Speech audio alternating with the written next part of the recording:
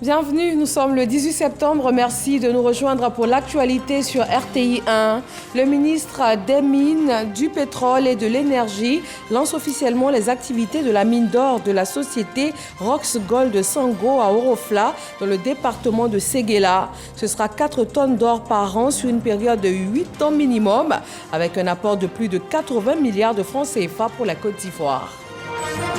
Mise en œuvre de la stratégie Sublime Côte d'Ivoire, à quelques mois de la CAN, le ministère du Tourisme et l'Olympique de Marseille ont établi un accord de coopération. Le ministre du Tourisme s'est rendu au siège de l'Olympique Football de Marseille pour des rencontres avec les responsables du club et plusieurs médias français. Dans la commune de Yopougon, les usagers de la route reliant le carrefour Siporex au carrefour Port-Boué 2 ont beaucoup de mal à se frayer un chemin. Les commerces, les gares anarchiques et les dépôts sauvages d'ordures font la loi sur ce axe. Les automobilistes, eux, n'ont d'autre choix que d'aller à tâtons. Et puis, dans l'actualité internationale, en bref, le Mali, les combattants du cadre stratégique permanent se sont retirés de la ville de Léré. En Libye, l'ONU et l'OMS se disent inquiets par les risques de maladies du fait de la situation d'insalubrité et de manque d'eau après les inondations. Bonsoir à tous. L'élection des sénateurs a eu lieu le samedi 16 septembre dernier. Après cette étape vient la phase du contentieux. Les candidats et les partis politiques disposent de 3 jours pour pouvoir déposer leurs réclamations auprès du Conseil constitutionnel. Sidonie Davila. Après le déroulement des élections sénatoriales ce samedi 16 septembre, la phase cruciale du contentieux électoral prend désormais le devant de la scène. Cette étape, vitale pour assurer la transparence et l'équité des élections, est maintenant entre les mains du Conseil constitutionnel. Vous avez 3 jours pour saisir le Conseil constitutionnel. Le Conseil constitutionnel a 3 jours également pour statuer sur les différentes réclamations. Ce après quoi, la Commission électorale indépendante va proclamer le résultat définitif. Les résultats proclamés à l'issue du scrutin sénatorial de ce samedi ne sont que temporaires. Ils ne deviendront définitifs qu'une fois que toutes les contestations auront été traitées par le Conseil constitutionnel. À la différence des élections parlementaires, au titre desquelles il y a l'élection des députés et l'élection des sénateurs, l'élection locale, la proclamation des résultats est définitive. Alors que dans l'hypothèse des députés et des sénateurs, la proclamation qui est faite par les soins de la Commission électorale indépendante est provisoire. On n'utilise pas du provisoire pour faire ce qui est durable. C'est parce que le résultat des élections locales est définitif que nous l'utilisons pour en faire le corps électoral pour la sénatoriale. Les réclamations soumises au Conseil constitutionnel peuvent concerner divers aspects du processus électoral, tels que des irrégularités survenues pendant le déroulement du scrutin ou des doutes quant à la validité des résultats. Ce ne sont pas toutes les irrégularités qui emportent annulation, seules celles qui entachent la sincérité du scrutin et en affectent le résultat d'ensemble qui peuvent emporter l'annulation. Avec la conclusion des élections locales et sénatoriales, le cycle électoral est désormais complet en Côte d'Ivoire. La CEI se félicite de son professionnalisme tout au long de ces élections. Elle invite également la population à avoir confiance en son travail, soulignant son engagement envers la transparence et la démocratie dans le pays. L'unité et la cohésion malgré les différences politiques, le climat de paix et de cohésion qui a prévalu pendant la période électorale dans la région du Tongpi. Voilà des notes positives qui ont guidé les pas des chefs traditionnels de la région dans la ville de Mans, où ils ont eu des échanges avec les cadres et les élus. Le reportage est signé Mamadou Kwasi. Fini les élections couplées régionales et municipales ainsi que les sénatoriales dans le Tongpi. Place désormais au renforcement de la cohésion sociale dans la région. Les cadres, les conseillers municipaux et régionaux ainsi que les sénateurs réunis tous autour du président de la région, Albert Mabry Touakus, reçoivent les félicitations des chefs traditionnels du Tonkpi. Ces autorités coutumières se félicitent du climat de paix qui a prévalu durant la période électorale. Après toujours une élection, il y a des incompréhensions, mais les élections sont une étape de la vie.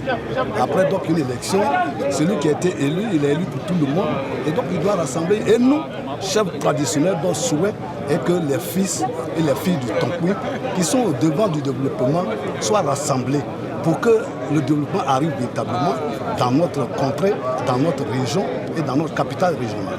Au nom des cadres et des élus, Albert Mabry Touakus salue la démarche des chefs traditionnels tout en prenant l'engagement de maintenir l'unité et la cohésion entre les filles et les fils du Tonkpi pour bâtir leur région.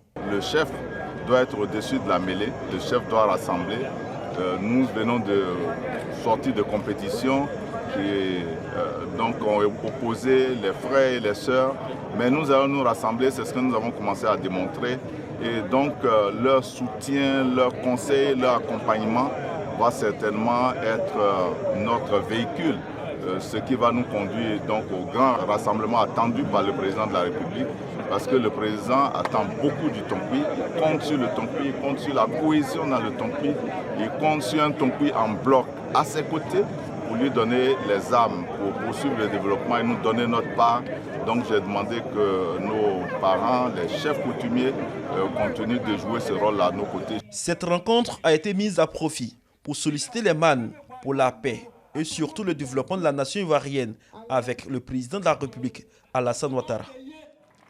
Direction Ferkessé-Dougou, chef-lieu de la région du Tchologo. Le nouveau bureau du conseil régional a été officiellement installé.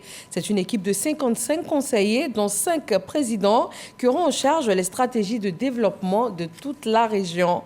Kader Sogodogo. Salle de réunion de la préfecture de Ferkessé-Dougou.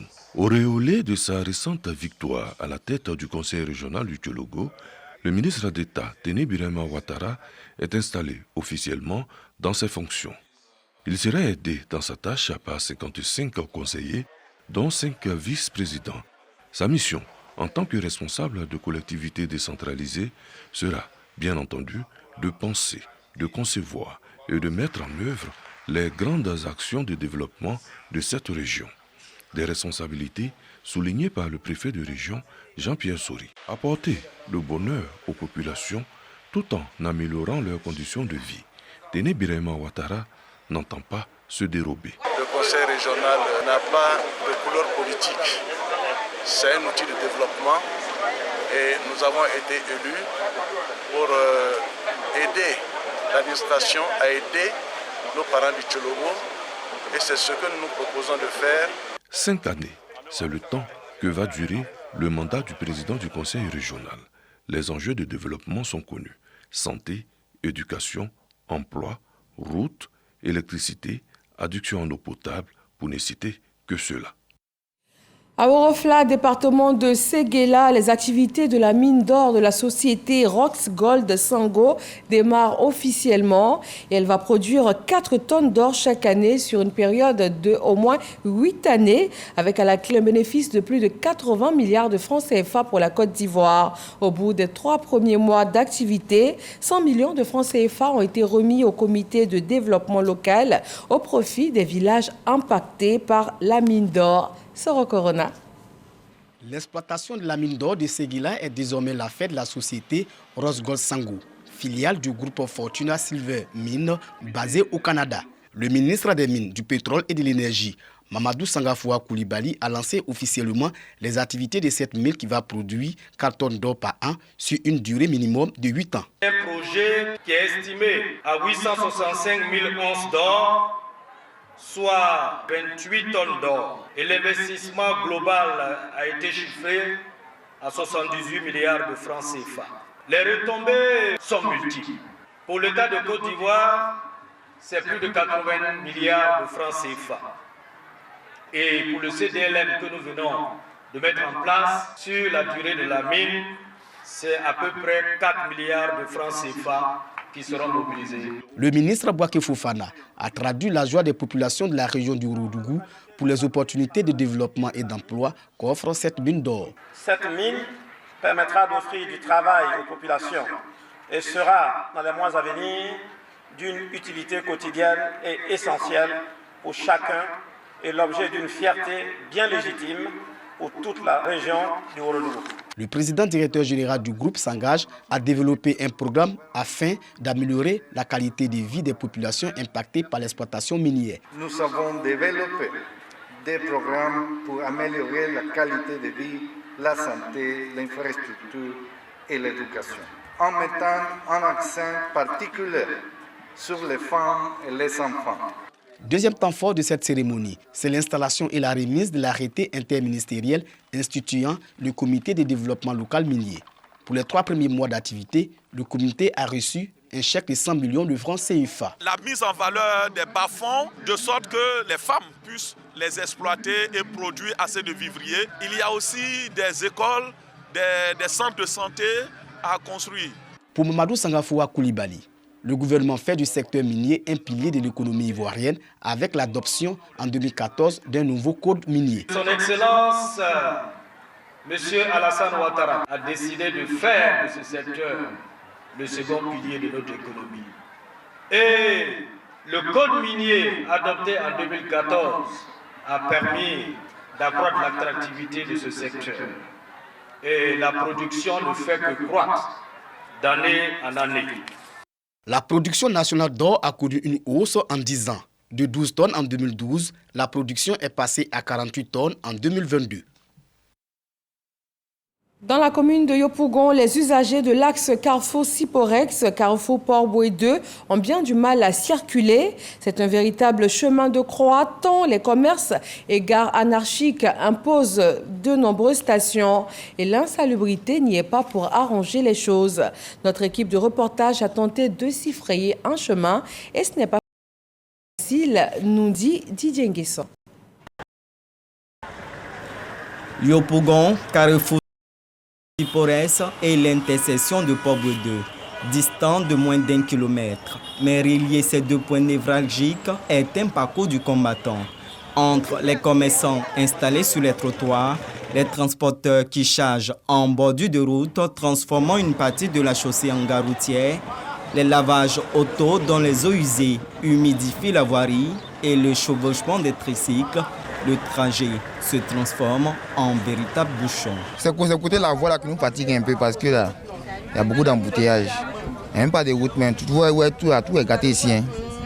Pour quitter ici pour aller à Dabou, là, on prend le temps. Hein. Matin même là, c'est pas la paix. On vient ici, on nous met ici, on nous met ici. Hier même, il y a une voiture, il a fallu quoi, un jeune ici. Bon, le marché aussi est gâté. On n'a pas de place. Donc on n'a pas le choix. C'est ça, on vient se débrouiller. Donc, c'est quoi? C'est pas parce que ça nous arrange. Mais vraiment, on ne sait pas où mettre la tête. Voilà pourquoi nous sommes là. Les transporteurs rejettent la faute sur les commerçantes qui accusent les mécaniciens qui, à leur tour, indexent les lavages automobiles et les vendeuses. Non, on se débrouille dans la rue ici. Et regarde les barras. Il faut regarder les trous. Les gens pissent n'importe où. Où on vend même, il y a odeur de pipi. On ne sait pas comment faire. Marcher, mais on n'a pas ça marcher parce qu'on est en bas de rotation, on n'est pas sur marché. Le marché est bientôt, mais la route va commencer, ils vont nous chasser. Dans la conduite, on ne peut jamais dire que non, telle personne roule bien. Tout le monde, même que ça soit personnel, si ça soit baka, si ça soit tricycle, c'est la vitesse, ça roule. Mais c'est à toi de maîtriser ton frein. Il faut savoir rouler, ou il faut savoir sortir. Avant, dans les carrefours, avant de sortir, il faut garer pour regarder les 2 voies, gauche, droite, avant de sortir. Mais si l'autre est pressé, moi je suis pressé, c'est accident, on va poser. On a un problème de gare. Problème de gare, les femmes aussi nous gênent ici. Le matin, il n'y a pas là ici. Les tricycles gare, quand le bac a dit quitter, c'est pas là. Entre eux et nous, là, vraiment, on n'arrive pas à s'attendre. Avant, nous, on était ici, nous, on était dedans. On n'était pas sur la route, il n'y avait pas de problème. Depuis, le coin est devenu gare, marché, tu ne peux même pas passer. Souvent, on prend les voitures, on va aller payer des pièces à la Siporex, au sable comme ça. Tu ne peux pas, on est obligé de faire le tour pour aller sur l'autoroute, aller sortir jusqu'au sable. Vraiment, il y a cafouillage, des sables jusqu'au Carrefour Chi. La route là même, là, souvent, il y a des chauffeurs de bagarres qui coignent des femmes, ça devient un problème sur eux. Vraiment, ici, là, il y a désordre, la vérité. Donc, moi, je sais que là, le mec qui est là, je lui fais confiance, je sais qu'il va gagner espace pour nous les mécaniciens. Les uns rejettent la faute sur les autres, mais ils sont pour la plupart installés sur ces hautes tensions électriques dans un décor pour le moins dégradant, s'exposant au risque d'électrocution. Les embouteillages occasionnés suite à ce désordre créent des désagréments au voisinage, notamment les établissements d'enseignement technique et professionnel qui jouxtent ces commerces. C'est sous les hautes tensions. Il y a les pylônes qui sont là, donc ça veut dire que normalement, cette voie devait être libre. Mais comme ce n'est pas respecté, chacun s'est installé de façon anarchique et il y a un désordre pas possible. Le matin, c'est pratiquement 1h et 1h30 qu'on met pour venir au boulot. Moi, je vis en Anéré, Carrefour, Oasis. Normalement, c'est 3 minutes de trajet. Mais je vous assure que si je ne prends pas le chemin à 5h30, 6h, je peux pas être au boulot à 7h. Ces difficultés sont communes aux 7 établissements techniques et professionnels installés sur cette plateforme. Souvent, nos apprenants sont malades, il y a des urgences. On doit les transporter à l'hôpital, dans les cliniques. Mais je vous assure que même avec les véhicules particuliers, difficile de se frayer un chemin. Sipores, Pobwe 2, un axe difficultueux mais pas désespérant. Un lieu d'espoir s'annonce avec ces travaux d'extension de la voirie en cours de réalisation. Désengorger cette route reste le défi auquel devra faire face le nouveau conseil municipal élu de Yopougon. Le programme de lutte contre la fragilité dans les zones frontalières du Nord entre dans sa deuxième phase. Plus de 37 400 jeunes ont été enrôlés. Le budget de l'opération s'élève à plus de 12 milliards de francs CFA. Le bilan des différentes étapes depuis le lancement de ce programme nous est proposé par Sephora Zegui. Lancé le 7 juillet 2023 à Ferkessédougou, la deuxième phase du programme de lutte contre la fragilité dans les zones frontalières du Nord vient de boucler son étape d'enrôlement pour la recherche des 30 632 bénéficiaires attendus au cours de cette phase, pour un budget estimé à plus de 12 milliards de francs CFA.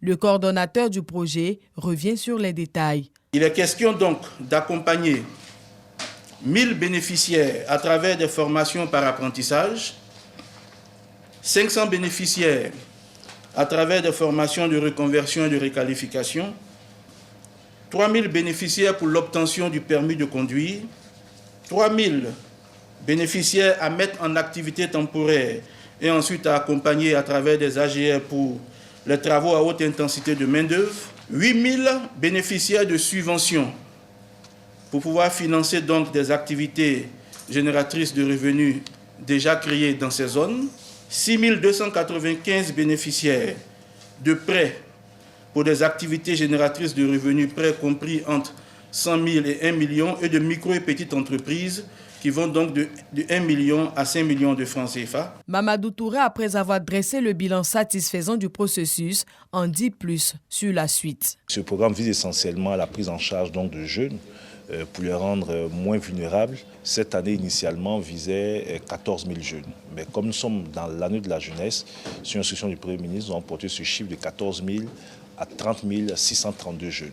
Donc de juillet jusqu'à fin août, nous avons lancé les inscriptions et aujourd'hui nous avons annoncé qu'il y a près de 37 000 jeunes qui sont enrôlés dans différents programmes. Après la préinscription de ces 37 000 jeunes, les comités locaux, notamment les comités présidés par les préfets et les sous-préfets, en lien avec les organisations de jeunesse, les structures techniques donc, de nos différents ministères, vont travailler à profiler ces 37 000 jeunes. Et le 2 octobre, nous allons donc publier la liste des 30 632 jeunes qui ont été retenus. Et ces jeunes vont commencer effectivement les activités le 10 octobre. Pour rappel, les listes seront publiées du 2 au 7 octobre prochain dans l'ensemble des régions et sur les plateformes du ministère de la Promotion de la Jeunesse, de l'Insertion professionnelle et du Service civique. Pour ce qui est des AVEC, Association villageoise d'épargne et de crédit, le processus de sélection se fera du 10 octobre au 15 novembre 2023. Voilà des projets en faveur de la jeunesse qui participent également à la lutte contre l'immigration clandestine. Et c'est aussi le cheval de bataille de l'organisation non gouvernementale Barreau qui sensibilise la jeunesse sur ce phénomène. Il s'agit pour ses membres de faire des propositions en vue de changer la mentalité des potentiels candidats à ce fléau et de leur donner surtout d'autres perspectives. Frédéric Oulaï et Franck Wadio. Les aventures périlleuses de l'immigration clandestine n'ont que fait trop de victimes. Des victimes, mais aussi des témoins vivants. Et toutes les lucarnes sont du pain béni pour s'exprimer. Je suis partout au Koweït. Étant là-bas, on a vécu des choses. Le travail était énorme. C'est de l'esclavage, au fait. Et avant de partir aussi, dis-toi que déjà, on t'a déjà acheté pendant que tu es ici. On a déjà payé ton prix là-bas. Donc, même si tu pars, tu n'auras pas ton passeport, tu ne peux pas sortir. Comme si tu es dans une prison, mais tu as un petit salaire. Ce n'est pas différent des prisonniers aussi. Rester au pays, c'est encore plus mieux. Des migrants de retour qui ont le soutien d'entités telles le ministère du Tourisme. Ce panel vise à sensibiliser. Thème choisi, la Côte d'Ivoire réseau, je suis calé. Immigrer n'est pas en soi un danger, n'est pas en soi un crime, mais c'est le fait de le faire de façon clandestine qui est dangereuse.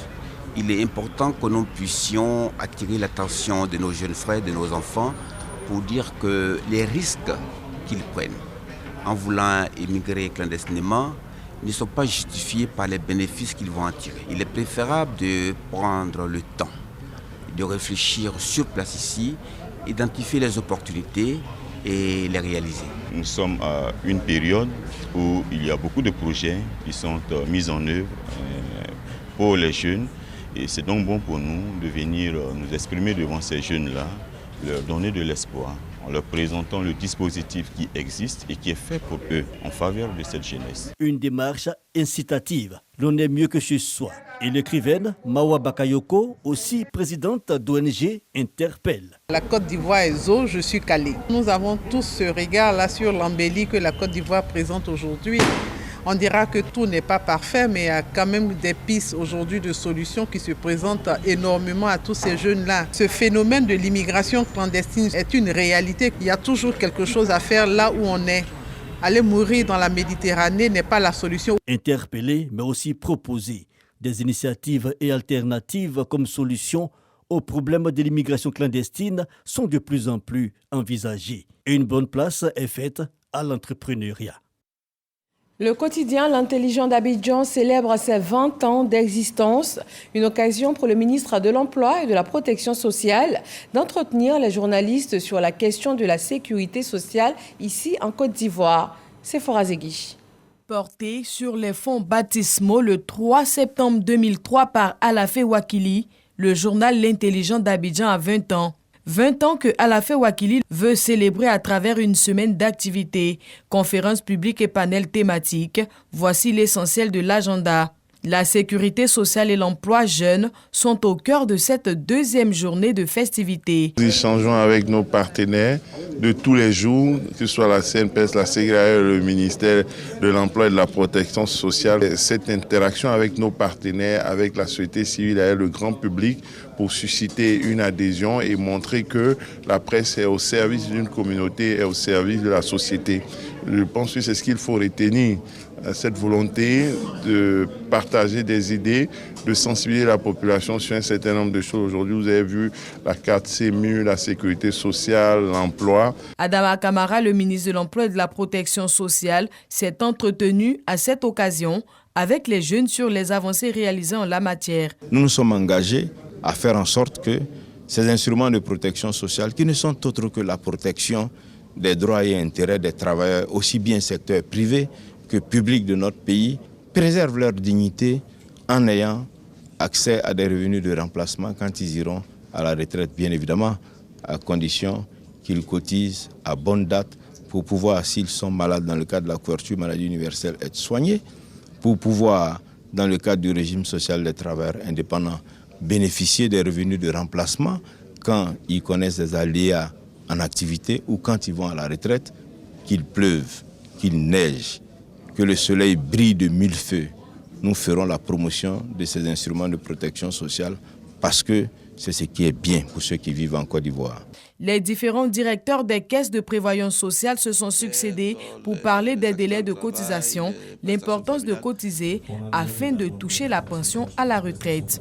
La fête à l'Intelligent d'Abidjan se poursuit jusqu'au 17 septembre avec des rencontres entre professionnels des médias au cours de panels, journées sportives avec pour thème la sécurité routière un dîner gala et une journée dédiée au tourisme et loisirs.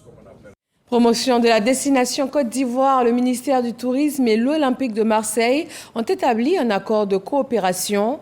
À l'orée de la CAN que la Côte d'Ivoire se prépare à accueillir, il s'agit de faire connaître et valoriser le pays, notamment dans le milieu du sport.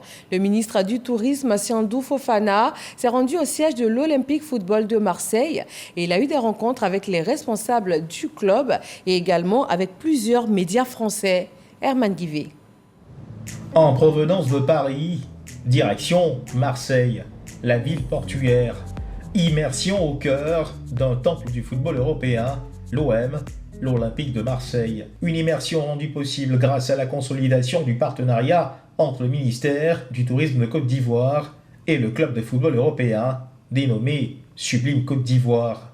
Sitôt arrivé sur les lieux, le ministre du Tourisme, Siandou Fofana, répond sans détour aux multiples questions des journalistes européens désireux d'en savoir davantage sur la nature de ce partenariat. La stratégie Sublime Côte d'Ivoire qui a été arrêtée de commun accord avec le cabinet McKinsey vise à faire en sorte que la France, qui est le premier marché émetteur de trafic en direction de la Côte d'Ivoire au plan touristique, puisse davantage avoir des prescripteurs qui vont prescrire la destination et qu'il y ait plus de visibilité à travers la visibilité qu'on peut avoir grâce à ce partenariat pour que par un effet de levier, nous boostons la destination et faire en sorte que les avions de la France en direction de la Côte d'Ivoire se remplissent davantage et que la destination soit prisée par tous et que la destination telle que stipulée permet véritablement d'atteindre notre objectif de monter dans le top 5 des destinations les plus prisées au plan touristique sur le continent africain.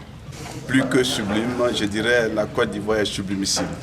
À ses côtés, Idriss Diallo, président de la Fédération ivoirienne de football.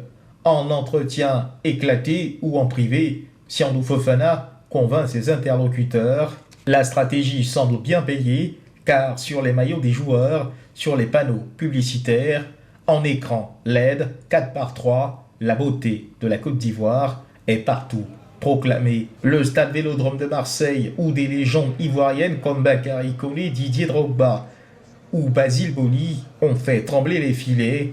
Parlons justement de Basile Boli, on le retrouve ici avec Jean-Pierre Papin, ex-gloire du football français, posé pour la postérité aux côtés du ministre du Tourisme, Siandou Fofana. L'affiche du jour, l'Olympique de Marseille croise le fer avec le Toulouse Football Club. Les deux équipes entament leur séance d'échauffement. Le mercure monte d'un cran dans le stade. La grande bataille des supporters a déjà commencé dans les tribunes avant l'heure et la sublime Côte d'Ivoire, par ses allées et venues incessants sur les écrans, est bien présente dans la partie. Le match se solde par un nul entre les deux équipes. Au terme de la rencontre, l'international ivoirien évoluant à Marseille, Bamo Meïté, est allé offrir son maillot au ministre du Tourisme, Siandou Fofana. Et on reste en sport, la Côte d'Ivoire a remporté la finale de la Coupe des Nations de pétanque. Pour cette 50e édition, la Côte d'Ivoire a vaincu successivement la Turquie, le Tchad et la Tunisie avant de s'imposer face au Bénin en finale sur un score de 13-3. C'est la première fois que les éléphants de Côte d'Ivoire remportent cette compétition. Et puis le départ de la 29e édition du Tour cycliste de Côte d'Ivoire a été donné à Katiola hier dimanche. Plusieurs pays sur la ligne de départ, le Burkina Faso, le Mali ou encore le Bénin. Salif Ouattara.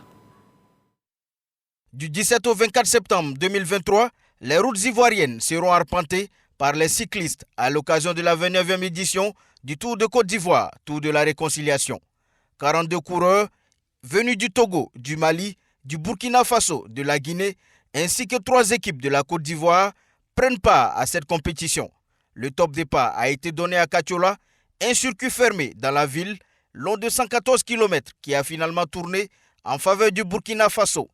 Pourtant, les Ivoiriens, 15 au total, dans le peloton, avaient pris les devants jusqu'à l'avant-dernier tour où le jeune Ilboudo Mahamadi enfume ses challengers. Son chrono, 3h05 minutes 32 secondes. C'est pas moi je souhaite travailler, c'est tous les cyclistes du Burkina. Grâce à leur capitaine, Abou Sanogo, les éléphants enlèvent la 2e place au classement général. Premier arrêt que nous marquons pour l'actualité internationale. En bref, ce lundi, le Mali, où les combattants du cadre stratégique permanent se sont retirés de la ville de Léré dans la région de Tombouctou. Angela Diallo.